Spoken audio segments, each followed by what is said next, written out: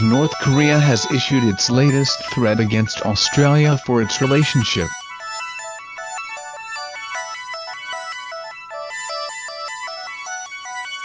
Said the nation would not be cowed by the rogue state. North Korean state media reported Australia was showing dangerous moves of zealously joining the frenzied political and military provocations of the U.S. against DPRK, warning against it.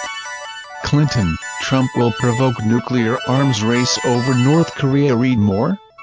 Should Australia continue to follow the U.S. in imposing military, economic and diplomatic pressure upon the DPRK despite our repeated warnings, they will not be able to avoid a disaster.